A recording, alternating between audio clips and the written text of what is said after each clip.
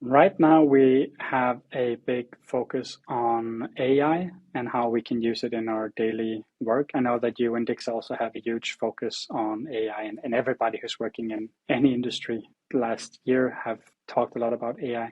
But I find it very useful to see how can we use it to make it easier for our agents to actually provide good service. Hello, and welcome to Customer Friendship Conversations, the show where we bring you the latest trends, tools, and insights into delivering customer experience as it's meant to be. I'm Kieran Nolan, and I run the customer business here at Dixa.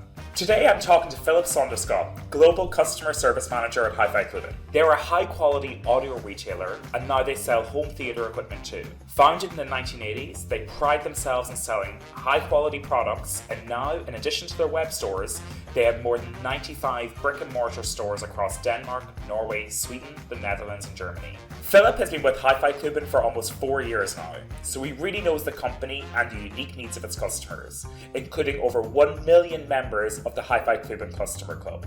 He spoke to us from their base in Denmark. Phillip, thank you for joining Customer Friendship Conversations. We're delighted to have you today. Thank you for letting me join. It's going to be exciting. Yeah, we're thrilled. A brand I personally really like, and I love visiting your beautiful stores when I'm visiting Copenhagen.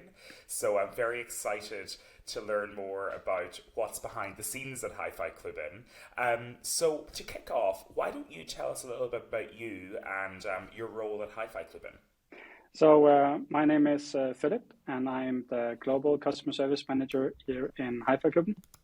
And it's sounds like a big fancy title, but that just means that I'm Customer Service Manager of all our markets, which is Denmark, Norway, Sweden, Germany, and the Netherlands. I've been working here for almost 4 years. Started 2 weeks before Corona hit the world. So that was an exciting start of the job. And before that, I worked at another company that is also selling cross-border online, which is called Skate Pro, where we sold action sport equipment to customers. And that was in most of Europe and also in the US and Canada. And I was actually started there as customer service agent, but worked my way up to be responsible for our returns and claims. And for the last 6 years, I was manager of the customer service there. Nice. Yeah, Skate Pro is a brand I also know well, and very cool products, a very cool company. So when we look at HiFi Klubben, obviously I know what it is. So, but why don't you give our international listeners a bit of an understanding of what you guys do? HiFi Klubben started 43 years ago as a brand that sells sound equipment to customers. So speakers and amplifiers, and now also TV, turntables, and other things. But the whole reason why HiFi Klubben started was actually because our founder, Peter, he was a big music enthusiast himself and started to import products from abroad to sell to friends and families, and just he had a connection that they could use, and he saw a business opportunity here and started actually to sell to other HiFi Klubben similar stores in Denmark, but quickly was pretty dissatisfied with the reason why they wanted to sell products. They were in it more for the money, but he was really in it to deliver good sound to the population and making sure that everybody could have this experience that he had with the product. So he actually decided to disrupt the whole chain and cut out the middleman and sourcing directly from the manufacturer and selling it to the end consumer, so that you could have a more affordable setup, but it still delivered really, really high quality sound. And throughout the years, that grew to the company we have today. Today we have around 90 to 95 stores, depending on when in the year you look, because we are expanding in Germany and we are trimming our other markets a little bit to figure out, is it necessary to have a store here? Should we consolidate some or move some? And then we have the 5 different web shops in the different countries. They're all one, but they're split into local language, so it appears local. So you've a very passionate founder, somebody who is very much in it to make a change, it sounds like. Very much. I mean, he is still, he's not running the company anymore, but he's part of the board of directors. And he is very involved in where we are going with the company. And he is very, very customer focused still. Everything that we do have to be customer oriented or sound oriented, which is really, really nice because that's really the foundation of our culture in the company. And it makes it fun to work here, that you can actually work as the customer's advocate and try to impact the company in ways that benefits the customer in the end. I love that, yeah. And I've actually visited one of your stores in Copenhagen and had a very nice feeling and experience when I visited, which was very obvious that you aren't, and the business isn't just out there just to sell products. The team and the people seem very, very well briefed and very much understanding the products they're selling, which I think nowadays is becoming less and less of a phenomenon. It's more focused on just volumes rather than quality, I think it's fair to say. Yeah. I'm happy you feel that way, and it's also what we're trying to do when you come into the store. A lot of customers, Phillip, I'm working with, and a lot of our listeners have the same, I guess, challenge but opportunity as you, in the fact that you have a large retail store estate, but you also have a large online business. How are you working with your online team and your retail team to ensure everybody's up to speed and doing their best work on a product that is, I guess, highly technical? It is a challenge, and I don't think we ever succeed 100% because there are always new products coming in or new trends online that you have to adapt to in customer service. But we try to be very close to our stores. And before I started here, we had a separate unit working only online and was kind of like a separate store, which was good in one part because they had a very good sense of business for their own little department, but there was not so much communication between the other stores, and you could maybe get a different experience whether you enter a store or if you enter online, in not in the majority of cases, but in the cases where we would have a claim or a warranty case or a conflict. So what I try to do is really to reach out to the stores, and every time we have a customer who have had an interaction with the store or online, to actually contact the store and get their side of the story first, both to educate ourselves and our staff how the world is in the store, but also to give the store a sense of feeling that we actually care what they said in this matter. And this communication back and forth has proven really, really well now.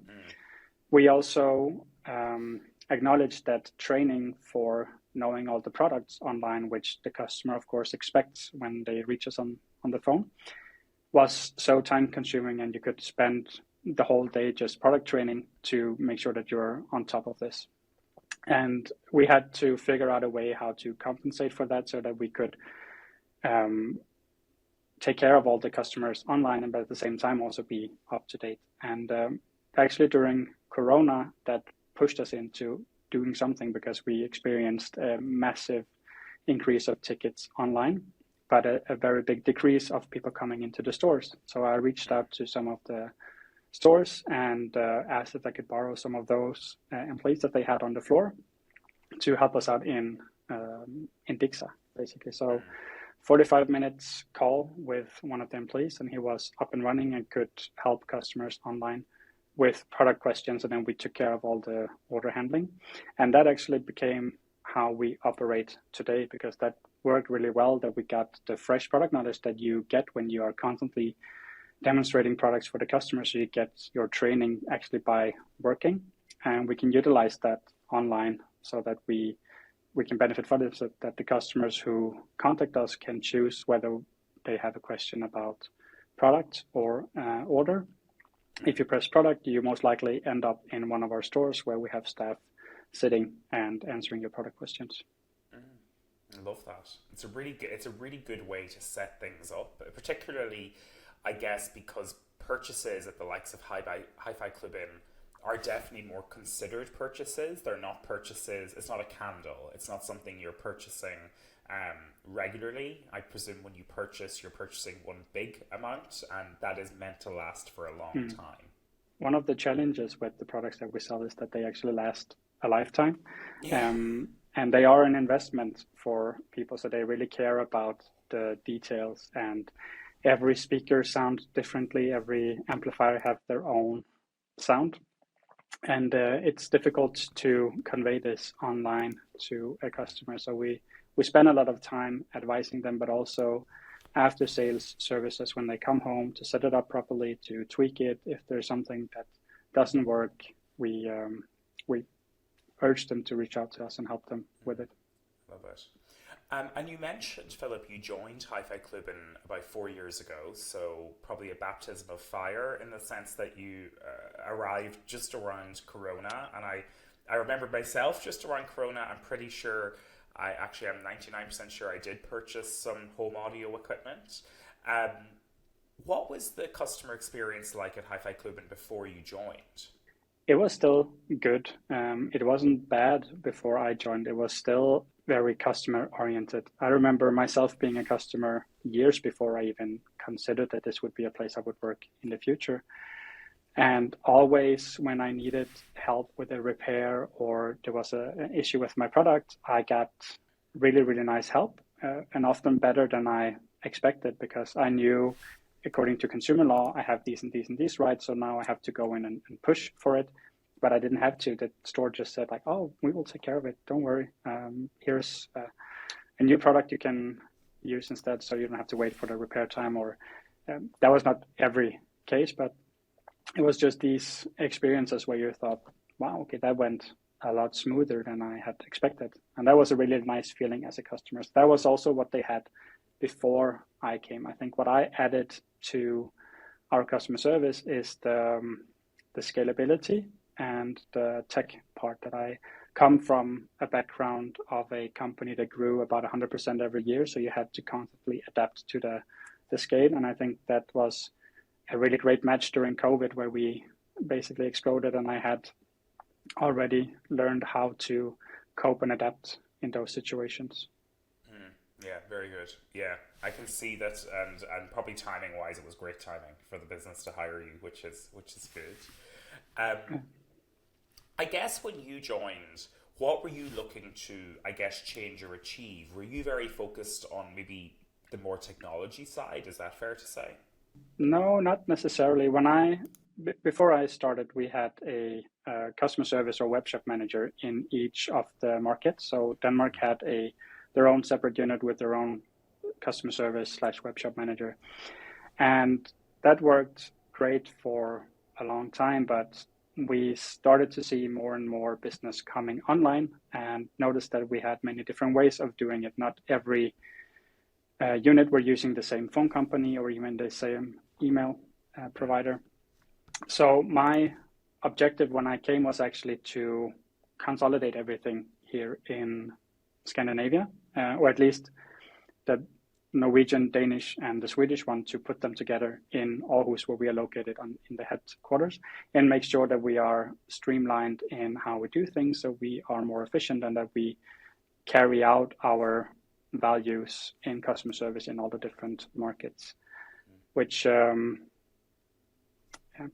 that was the main thing. And then I think as a natural development, you just have to be very tech interested today when you want to be a customer service manager, because it's not enough anymore knowing that this is how you handle a conflict, or this is how you solve a case, or this is how you identify customer needs. You also have to be very on top of what kind of tech is in the market to help you, because otherwise you will not be able to meet the customer where they want to be met. And the tech always comes after the behavior from the customer comes. So you're already a step behind if you don't, even if you're keeping up with the tech. Yeah, I love the way you phrase that. And I guess your customer, probably in particular, not that they're a more challenging customer, but they're probably a customer that knows a lot of what they're talking about. So potentially has maybe a lot more questions, a lot more reach out. And also, I guess I'm thinking about this even from a personal experience. The products you sell are built to last, well, a lifetime. Does that mean you would, I guess, experience a lot more reach out over time than you might do if you were selling, a different product? Yes, we have customers who have been with us for decades and who Amazing. purchased their first audio equipment here with us, and still every now and then parts break and you have to repair them. They can come in and we service the product. We have one of Europe's biggest service stations for hi-fi equipment that we are quite proud of, and we make quality control. But we also try to save spare parts from outdated models, because we know that there is a person who bought this one who might in 15 years need a repair. And then it's just a really great service if we can actually offer a repair instead of him having to throw out a otherwise functional product. I love it. But we are lucky in the sense that there's also a big community of selling secondhand audio equipment. So what we see with many customers is that they buy in at a entry level or how much they can afford at that given time. They have it for some years and then they sell it secondhand, and then they reinvest in a better setup or a newer setup. So even though they last a lifetime, we still have reoccurring customers, fortunately. And you mentioned earlier as well that you're in multiple markets, so you're working across multiple geos and teams, and that obviously presents its own challenges as well. Do you see different customer behavior across different markets? Very. Even though the markets are really close to each other, just take Scandinavia as an example. How Danish customers and Swedish customers operate and what they expect and how they communicate is very, very differently. Of course, there's a lot of similarities. I feel that the biggest difference is probably in Germany, because Germany is, I think, accustomed to Amazon and how they operate. So they have a lot of expectations of payment methods and returns, and they usually order maybe two products and figure out, okay, I like this one better, and then they return it. Where I think Danish customers, they are more thorough with their research before and usually keep the product that they then finally order. It's different from product to product because we also sell fast-moving consumer goods, headphones, smaller purchases where you maybe don't research so much before you buy it. But if you buy a setup for, say, 5 or 10,000 euros, you would probably put more thought into it. And we also see a bigger return rate of the cheaper products than the more expensive. But we still have to do something about it. We still have to contact the customer. We still have to hand the return, issue the refund, and doing all the manual steps that doesn't take a shorter time just because it's a cheaper product. So you have to think that into your seasonal planning as well, that now when we have had a big seasonal sale, then we also know that it will come a big seasonal return period after this sale as well, that you have to account for in your planning. I guess moving on to, we spoke a little bit, or you mentioned Dixa there a moment ago. How did you come to partnering with Dixa? It's a bit funny story actually, because when I was working at Skateboard in the previous company, that was where I got familiar with Dixa, and one of the last things I did was actually to make a contract with Dixa and that company, and then I changed to this company where they just signed with Dixa more or less the same time. So I didn't make the choice in this company, but I would have if I was here. Love it. So it was handed to you, but you were very happy to take it. Yeah, I would have gone with it if it wasn't, because they had Outlook before, and they had the same challenges here as I faced in the other company I was working, that you have multiple channels where the customer wants to reach you, but if you don't have everything the same place, you get hyper-focused on, for instance, emails, and you don't realize that you have a chat waiting for you, or that you have to sign into the chat, or you have to sign into the phone system. So it was very hard to manage the different platforms that we have to be in. And I think we spend a lot of time trying to remember to go in here, remember to do this, remember to do that. and to just have an overview over what type of tickets and emails are we having. So they were facing the same problems here in HiFi Klubben, and I was in my previous job. So I think it was just nice for me to come over and take over a system that I was already familiar with and that I had already chosen myself.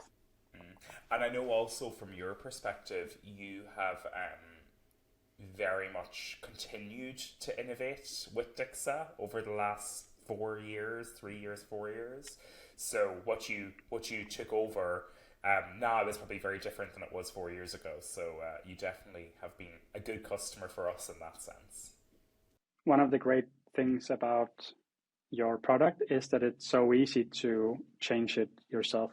Before, when I had to rely on our internal development team to develop new features that we requested, would just be a huge bottleneck because they also would have to develop features for other people in the company. And that one of the things I like about Dixa is the way that you build flows.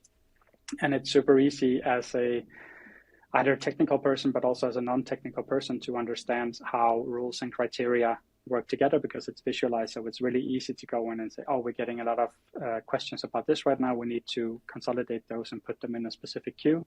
You can easily go in and change the flow of your email rules and criteria.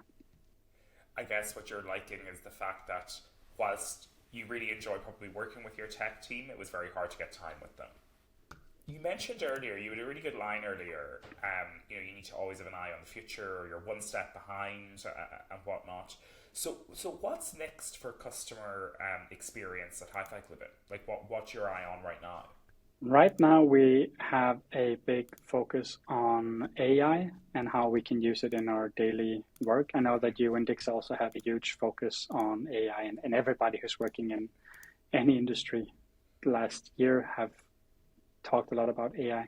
But I find it very useful in a way that to see how can we use it to make it easier for our agents to actually provide good service, because I don't think that we are there yet where we would see AI starting to giving product recommendations or really listening to our customer needs, because it's just not that developed yet.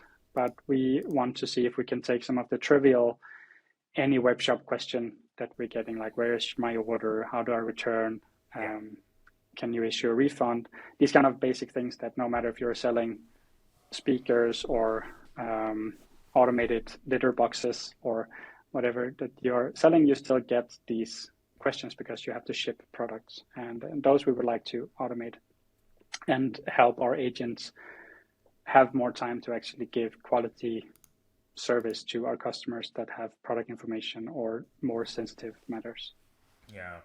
And are you thinking there very much like, and I like the way you put it, because you're selling a premium product, I probably, if I was planning on buying something that cost 5, 10, 15, 20,000 euro or whatever currency we want to deal in, I probably wouldn't be overly impressed with an AI bot. But what I would be impressed with if I wanted to know where my order was and I could turn it around in like 10 seconds, I'd be like, well, great. So it sounds like what you're looking at is very much the human plus AI approach rather than AI only.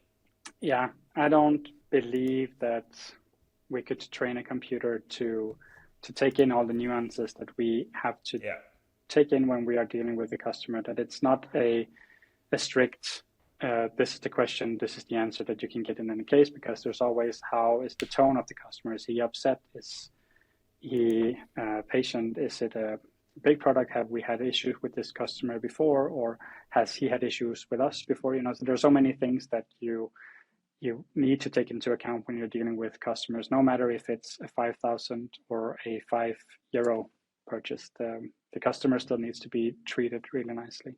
So yeah, we really have this AI plus human approach, and I see it more as a tool that you have to learn how to work with.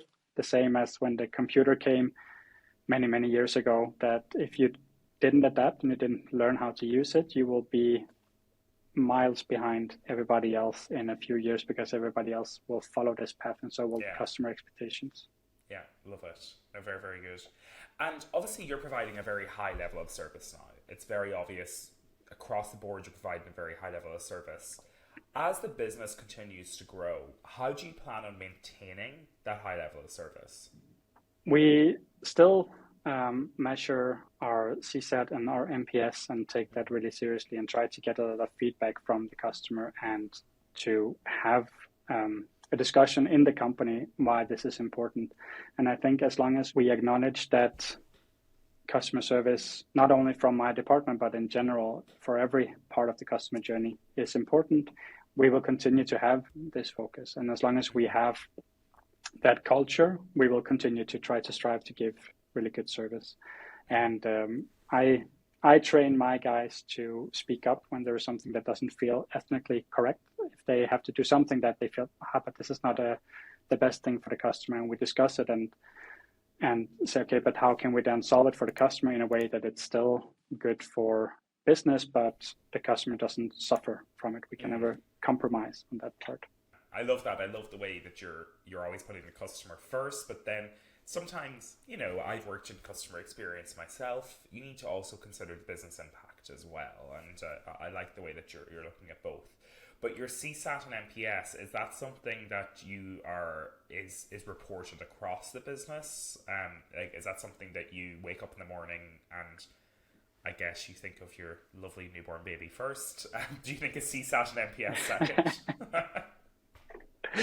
No, CSAT and NPS first, then I say good morning to my kids. That was a joke. It was, I think it is a very, very big focus for us, and especially when I came into the company, we had a CSAT of around 80 out of 100, which was all right, but not very impressive. And now we really put focus on it, and we had a lot of discussions and a lot of training on how to raise it, what should we do, in which cases do we have a low rating from a customer, and how can we turn those around so we don't get them again. And now we are constantly above 90, so now I don't look into it that much anymore, because we have established that kind of culture where we just have this as a natural thing. We don't have to fight to do it anymore. And then we have, of course, dips every now and then when we have shipping companies that are not providing the parcels that as they should, or other things that we can't influence that much, but we still try to do. But we see those dips in the CSAT, and then we react to it, and we try to turn it around. But it's not as a hyper focus as it was before, because we already reached that threshold. As well, I guess a lot of the products are probably coming from quite far off places. Is that fair to say? Yeah, I mean, most of our manufacturers are, of course, it's chips and technology, so a lot of it comes from Asia. Yeah. Some also comes from US or warehouses, other places. But we have a central warehouse here in Denmark and one in Amsterdam where we ship everything from. Wow. So once it's here, we have pretty good control over how the product comes to you. But during the pandemic, where we had to wait months for chips for our products, but at the same time increased a very high increase in demand for the product, it was a huge issue with our back order log, because people, of course, were waiting, and they were all right that the products were delayed once or twice. But when they start to be delayed the third and the fourth time, it becomes difficult to explain to the customer. Yeah. And I remember a case we had with a specific amplifier that was months on the way, and then they were finally on the way. The chip was sent to the manufacturer and it would be produced, and the factory actually burned down, and we had to wait even longer. Tough times during the pandemic. We actually just moved office as well, that we are now together with the store. So we have office in the basement and store on the first floor or the ground floor. So you can also, probably great for your team, that they can pop upstairs and have a look at some of the problems, some of the things that might come in. Yes, we decided half a year ago, or a little bit before, but that's where we really started communicating to the rest of the company that we have had an issue that the back office functions were a bit further away from the reality in the stores, but also the other way, that the stores didn't always understand why we did certain things in back office. And that also went for customer service, that when we are not close to our products or not close to the stores, the majority of the products we never really touch or listen to, and we have to advise customers on what to buy. So to bridge that, we decided to merge those two, so we are now together with the store, and that has been great so far. For me, it is just more speakers around, and you can go up and listen to new things coming in, and also just have after our chill evenings where it's Thursday afternoon or Friday afternoon, and well, in Denmark at least it's normal to have a beer when you're off work, and go up into the store, listen to some speakers, take some of the guys from the team or from another department, and just hang out and enjoy the products that we are selling. That's for me that was really, really nice. Okay, so we're coming to the end now, and we have our quick fire questions. So I have 3 for you, but I'm actually adding in it. I know you've listened to the podcast, so you're going to know them. But I actually have a 4th for you as well, so that's going to be a surprise at the end. So what do you know now that you wish you'd known at the start of your customer experience journey? Many of the things you have struggled with and learned is also what have shaped you for the one that you are today. But I guess it would be that I don't need to know the answer to everything. I don't need to be the Wikipedia of my department. I think I struggled in the beginning of trying to learn everything, be on top of everything, and having the control, which now in the later years I have pushed more out to my team and trusted them and urged them to find the solutions themselves instead of that I having to know everything. How do you measure the success of your customer friendships at HiFi Klubben? I think we did refer to this. Yeah, as I mentioned before, we measure CSAT and NPS, but we also look at customers that are reoccurring, that how many customers do we have coming back. And I think that's our way how to do it. And we also listen quite a lot to our social media platforms, and we host events for the customers where they come in or they join live shows. And I think we don't measure specifically, but we get a gut feeling of are we liked or not in this. And we have a very, very strong relation with our customers also locally in the stores. Given that you're so good at really good customer experience, what's your number 1 tip for other companies and organizations to get to as good as you are? Listen to your staff and let them make the decisions, because they know the situation with the customer way better than you do as a CEO or someone on the top management. You hire people to be experts in customer service. Let them be experts, and they will make sure to take care of the customer. Final question. What is your favorite product from HiFi Klubben that you personally own and have in your own house? Probably my speakers that I recently bought. I bought a smaller speaker first, but now we moved into a house, and then we have more space, and more space means that you have more space for bigger speakers. So I got some speakers that I have been wanting to have for a long, long, long time, and I use them all the time. And fortunately, my wife agrees. She really loves them as well. Well, listen, Phillip, thank you so much for joining us today. It really was a pleasure, and looking forward to catching up with you again in Denmark soon. Thanks for having me, and it was a blast. Thanks for listening to today's episode of Customer Friendship Conversations. If you've enjoyed the show, then make sure you're following us on your podcast platform of choice. It means that you'll get notified each time we release a new episode, so you won't miss out on any of the other amazing customer friendship heroes we'll be showcasing in the coming months. Of course, a rating and review is a huge help to the show, so we always massively appreciate those as well. And if you're interested in learning more about customer friendship, then head to dixit.com to discover everything you want to know about customer experience as it's meant to be. I'm Kieran Nolan, and once again, thank you to Phillip for joining me on this episode. It really sounded fantastic. Until next time.